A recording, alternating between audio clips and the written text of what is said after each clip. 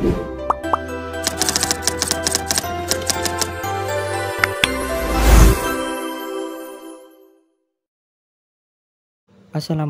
warahmatullahi wabarakatuh. Perkenalkan, nama saya Ismail Aliridho Fatahillah. Saya mahasiswa Ilmu Komunikasi Universitas Trunjoyo Madura. Hari ini saya mau sharing tentang topik yang sering kita dengar, tapi kadang juga masih disalahpahami, yaitu gender dan bias gender. Sebelum saya mulai penjelasannya, berikut contoh video terkait gender dan bias gender. Sebanyak 45% perempuan Indonesia mengalami diskriminasi di tempat kerja, demikian hasil survei terbaru. Diskriminasi ini mencakup berbagai bentuk bias gender yang menghambat kemajuan karier perempuan. Para responden melaporkan sering menghadapi kesenjangan upah, kurangnya kesempatan promosi, dan stereotip gender negatif.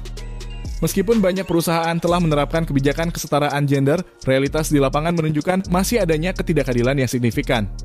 Sementara komposisi kepemimpinan di perusahaan juga masih lebih banyak dipegang laki-laki.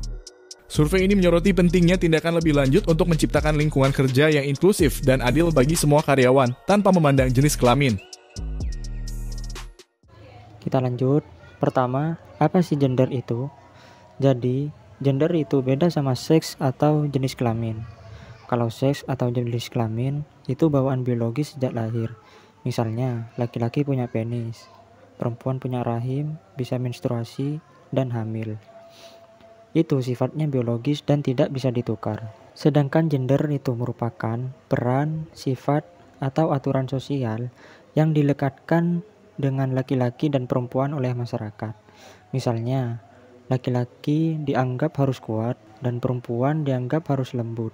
Nah, itu bukan bawaan lahir, tapi hasil konstruksi sosial atau budaya.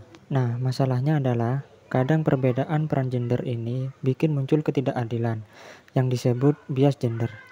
Bias gender bisa muncul dalam berbagai bentuk. Misalnya, yang pertama, subordinasi. Subordinasi ini ketika perempuan dianggap menjadi nomor 2 atau lebih rendah dari laki-laki.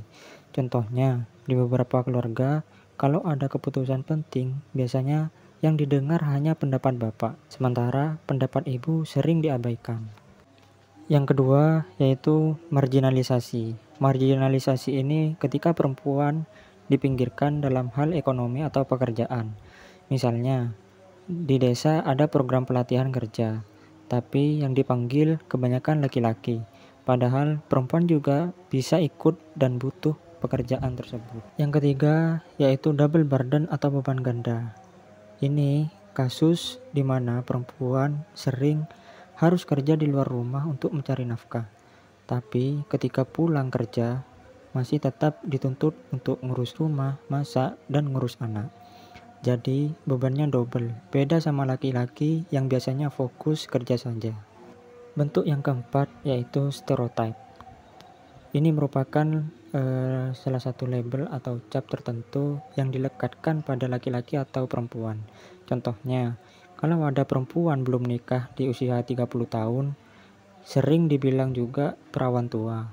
Atau laki-laki yang nangis dibilang lemah atau gak jantan. Padahal itu cuma anggapan, bukan fakta. Bentuk yang terakhir yaitu kekerasan. Bias gender juga bisa berujung kekerasan. Yang pertama, KDRT. Di sini sering suami merasa berhak memukul atau mengontrol istri karena merasa lebih berkuasa. Yang kedua merupakan kekerasan seksual atau pelecehan, pemaksaan hubungan tanpa persetujuan. Dan yang terakhir di sini kekerasan dalam pacaran. Sering juga terjadi, misalnya pacar yang posesif, ngatur-ngatur pakaian, marah kalau kita main sama teman, bahkan sampai main fisik. Jadi pada intinya, gender itu bukan soal bawaan biologis, tapi soal peran yang dibentuk oleh masyarakat. Kalau tidak adil, bisa muncul bias gender dalam bentuk subordinasi, marginalisasi, double burden, stereotip, dan kekerasan. Semoga dengan penjelasan ini, kita jadi lebih peka dan bisa menghargai peran laki-laki dan perempuan secara setara dalam kehidupan sehari-hari. Sekian dari saya, terima kasih.